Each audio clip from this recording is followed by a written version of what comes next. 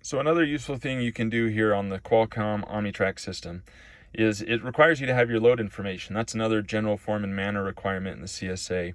So what you can do is go to load up here in this tab. This is showing my previous load. I'm going to do new load. What it's going to require is that you enter in a load ID, a bill lading number, and your trailer ID.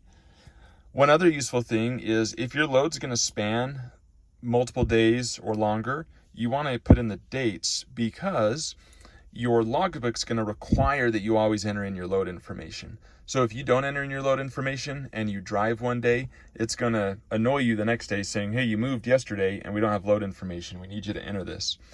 If you do this ahead of time and you know you're going to be gone for a week on a load, you can enter the load info, make your dates be spaced apart. So let's say, for example, I move this up to, oops, I'm going to change this to the 10th. Right? I'm going to enter in my load ID of just some numbers.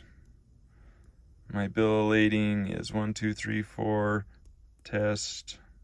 Oh, you can see I'm having some keyboard problems myself. And my trailers are whatever I want them to be.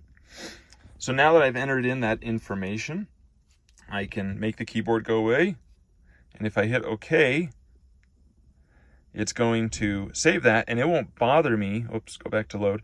It won't bother me about entering a load until after the 10th has happened because it's going to assume every movement that I do is associated with that load.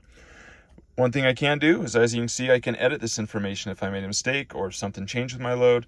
I can also go in and see the history of loads and go in and check those out and make edits to those. It's not too picky on how you do that. That's how you use the load information.